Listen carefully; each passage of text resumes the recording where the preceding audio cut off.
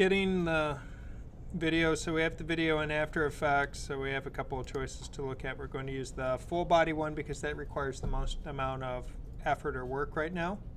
And the first thing that we can do with that is you can right click on the video and say new comp from selection.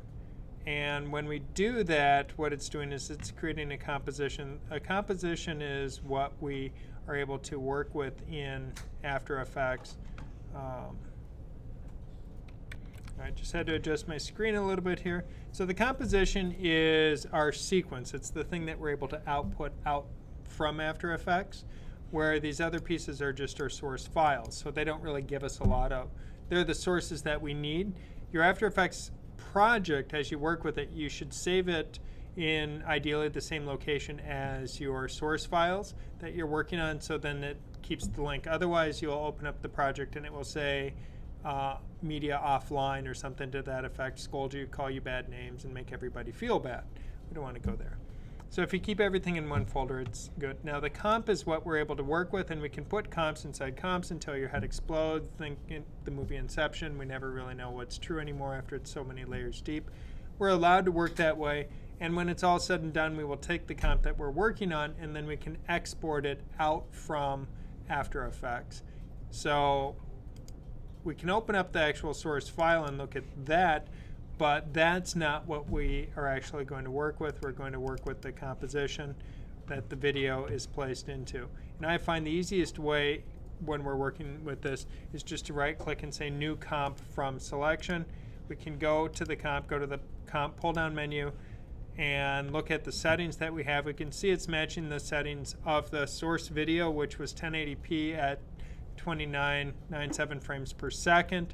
So it's now capturing that data of what the original source file is.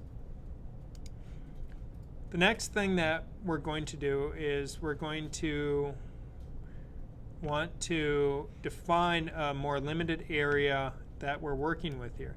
Now if I look at this video, we'll notice it, and I scrub the timeline, it puts a little green bar here. That means it's now kind of pre-rendering out the frames of the video, but it won't play back real smooth. Where if you're used to Premiere, it can be a little bit rough, but it generally plays okay. After Effects, it won't until it's fully rendered it out.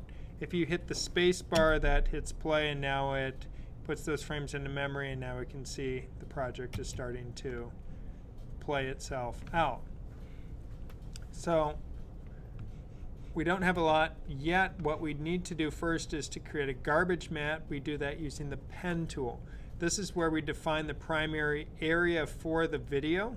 So if I click on the pen tool, and what I can do is mark off areas that I know I won't be using, and you can see where I'm going outside of bounds here, but this allows me to hide pieces of the studio, so that now in this video I'm just dealing with my subject matter and the background. I no longer have the other studio crap left in the field of vision. So that's step 2. Step 3 that we can work with is to go under Effect, choose Keying, and then we are going to use Keylight. And Keylight is the tool that we can use to remove the background. You can also get to it by going under Effects and Presets, typing in Key, or going to the Keying one, toggling down and finding Keylight. I always find it's just as easy to go over here and choose Keylight. Now Keylight comes up and it's waiting for me to do something. So now that I have this area active, what I'm going to do is I'm going to choose my screen color. So I grab my eyedropper, and then I try and find what would be a representative background color for my green screen. So then I move it over and try and go close, and we can see with one click it gets pretty close to getting rid of most of the background. Now if I find that when I do it, it chooses some of the background but not all of it, or it seems to have been a bad choice, I can undo and try again. That actually looks like I made a better selection that time, so I got a little bit luckier. But if we were to use it and decide that his skin was transparent, I could click on that and we could see now his skin has disappeared. You're the invisible man. So then if we were to watch this video of you moving around, we would notice that you're invisible, but we can see the background around you, which would create a really disturbing effect, especially if we were to place this onto a different background, which we will bring a picture in and place the video on top of that a little bit later. So if I click, get the background, I can see that it's close. And I can zoom in if I want to look at it, and I can see that it's close, but it's not perfect. So the next thing that we can do is go under Screen Matte, and we're going to modify the black and white clipping. And then if you look up in Keylight where it says Final Result, what we're going to choose is Combined Matte, because this gives us a little cleaner representation so we can actually see the grays. If anywhere you see gray, it's actually going to be, so I'm going to choose a different color and try and do a worse job with it. And so there, now I have a lot more gray occurring. So when I choose my final combined matte and look at it, we'll see that there's gray here, black, there's gray inside the image. And that gray indicates that this will only partially key out. And if that gray is showing up inside my subject matter, so we can see that it's gray here compared to the white in the pants. So what that means is he will be partially translucent. So anything that's gray is transparent. So we need to try and avoid that gray. And under Screen Matte, we're able to adjust the black and the white here. So we can make the black a little bit darker by pulling it up even just a little bit. And then you can make your whites by pulling it down, the white a little bit whiter. And you'll notice how suddenly it looks like pure white and pure black, just by a little adjustment there. And that's really going to make a difference on the keying as we work with it. And if you switch back to Final Result, you'll start to see that effect occurring. Let's pull it down a little bit here so we can see. So we can see there how it's fitting a little bit better inside the video as he moves. Now the edge here, we still may need to do a little bit with the edge of it, and that's also under Screen Matte where we can mess with it. And we can sometimes take that edge, and if I pull it way in, we can see where my subject matter is disappearing, or if I go way out, we can see where it gives a fatter edge to that, so it would be really fuzzy when we're all done. So it's typically pulling it to a slight negative amount. It just trims it a little bit at the edge, so you don't get that little telltale black haloing effect that occurs often when you do green screening. Now we must, props to Tim, because he lit this thing so beautifully. There's no green spillover onto the subject matter, so the people were lit just, this is like one of the easiest keyings that we could probably survive without adjusting the Screen Matte, and we'd be happy with our result on most of these if you choose the right green to start with, because he did such a good job. So once we have this, we're in pretty good shape. All right, so now that we have a little bit of excitement going on here, the next step is going to be to bring in a picture. So I can now just take that picture, I can drag it down here and it will add it. I can drag it up here. We can see the picture is going to be bigger than my source video. This is 3,000 pixels big or something like that. So we can now see,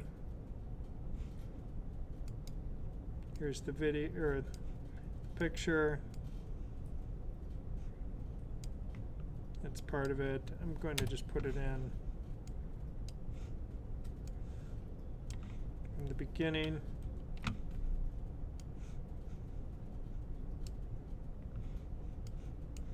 And we need to shrink it down a little bit.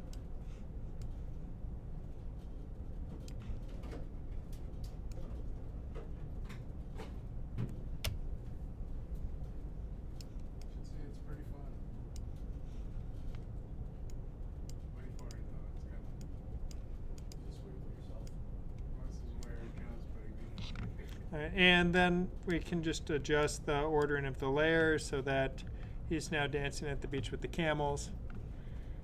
And with that, get a little loading in.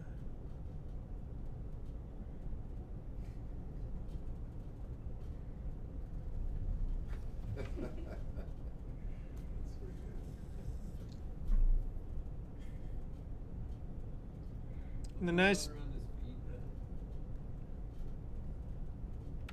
So we have two options. We can build the background here in After Effects that we're going to put it on and then just put text or buttons on top of this video when it's playing in Captivate. Or if we want the background where there is no, it's just the video and we need to get it out of here, then we can do that. And we can do that by going under Composition and choosing Add to Render Queue. This is how to get the video out of After Effects. So Composition, Add to Render Queue. Now remember, we can have any number of compositions in a single project in After Effects. So with that, we could choose which one we're adding to the queue. Now it's a matter of going through our different settings here. So first we click under Render Settings, and we can look at what the settings are going to be. So we could modify that if we need to. If we know that we're going to make it smaller than 1080p, we probably want to shrink it down and shrink down the video in the composition settings first. That would be, I think, a better way to do it. Otherwise, if we go half, we can see it's shrinking the video down to 960 by 540. So ideally, we set the comp at a smaller size if that's what we want it to be at that point. So if we know that we need this comp to be smaller, we go into the comp, because if we know our Captivate project will be at 720, then we could now shrink this down,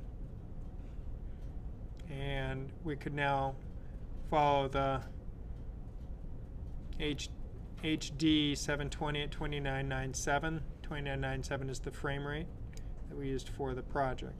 Now doing that, we can see how the video itself is a little bit big compared to the size of the project, so we will need to then take that video that we're working with and shrink it. Hold down Shift, it keeps it proportional. If you know you want them even smaller, you can make your comp smaller as well. If you know that he's going to be over here but you want to render it out as a complete finished video, you can stick him on the side over here, that's fine. You can even, if you know that you want to cut him off at the knees and have him even smaller, you can adjust the placement of the video here while you're rendering. So now this video comp is set at 720. Now if I choose Add to Render Queue, let's get rid of first one in the render queue, this other one now. So under Settings, it's 1280 by 720, that's our maximum size, so that's good. Then we go under Output Module. This is the one where you really have to pay close attention. This is the one that always gets screwed up.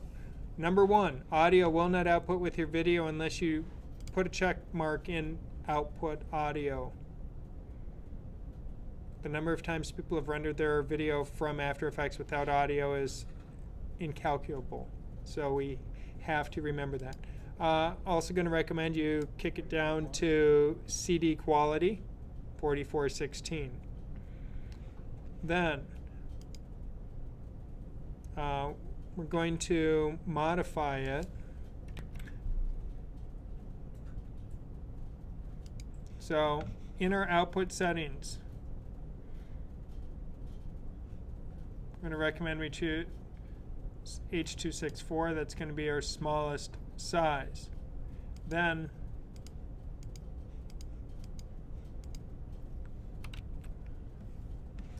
the format that apparently you're going to want to choose, you could choose QuickTime, but the files tend to be very, very big. FLV, they're going to be a bit smaller. And you can choose RGB plus alpha, so then the video will retain its cut out color. So then it will have a transparent background. is you need RGB plus alpha.